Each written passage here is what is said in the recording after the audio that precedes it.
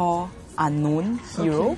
It's actually Machinima created for a gaming tournament that was held in China quite recently. Okay. Yep. And what the director have done is that he took actually some game characters and settings from Sega Space Station 5 and make a Machinima MTV out of it.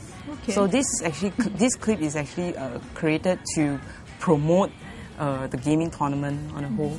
Yep. And in fact, the soundtrack that we are hearing here is actually original creation by another music artist, and it's the theme song for the gaming tournament as well.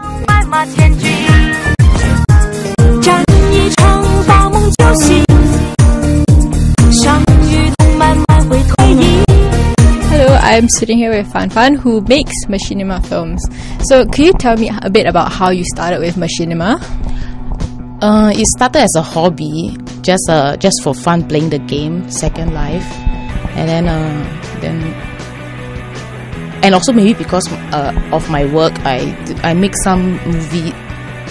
I'm an editor, and I know how to make a little bit of movies.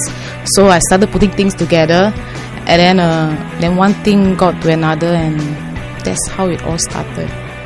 So do you hope though to turn your hobby into something that will make you money? Of course, if it's possible to reach a point where I can make Machinima and earn a decent salary, at least for a living, then why not? Because it's combining two things that I like: my work and games. Fan Fan has a series on YouTube, right? 6 episodes of the adventures of Pud and Gel. Okay, what's your inspiration for Pud and Gel? Inspiration, I think it came from just the fact that I wore this avatar, this so-called costume in the virtual world, which is the pudding, and my friend wore this costume, which is the jello, and then we started walking around like that, and it looks very funny.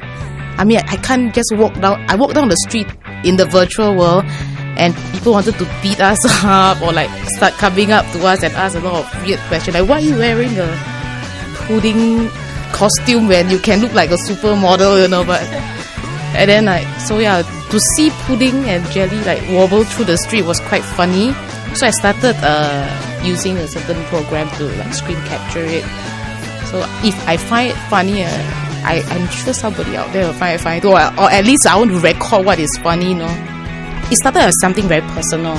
I wanted to make something for my own enjoyment only. Even from the beginning, I did think that it's something that is going to be continuous. One episode should build into the other, which is why you see the first 3 episodes is when the character and the so-called character is established, which is why all 3 episodes got the same line. Pudding is very worried about her cherry, cannot lose it, no? And then and she's very scared. Then to break out from that simple story structure and line, the 4th episode is in a ghost hospital. There was a lady who made this ghost hospital, and she approached me and asked me to make a story out of her ghost hospital. Then that's where I have to change the storyline already lah. So I went to the hospital and tried to find a story that fits the environment. So I know I can no longer bring these lines throughout already, but from then on is where I break off the story of, because one of my characters is supposed to be very scared.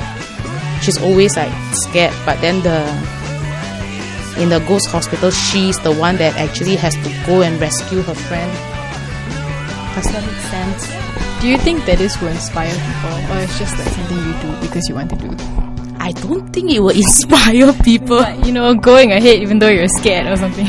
The challenge here is to go to the environment and find a story to tell of the place. And basically in Second Life is like that, because you have all these different places. They are created by people. So basically they have an island, then some people make a beach out of it, some people make a ghost hospital out of it, some people make a underwater world out of it, or whatever you get. Some people just make into one giant home or whatever. Some people can make to an office like that. So what I do is usually I go to one place, I keep it to one place, and then just try to think of a story that can fit in this, basically like this room or this one scene or something.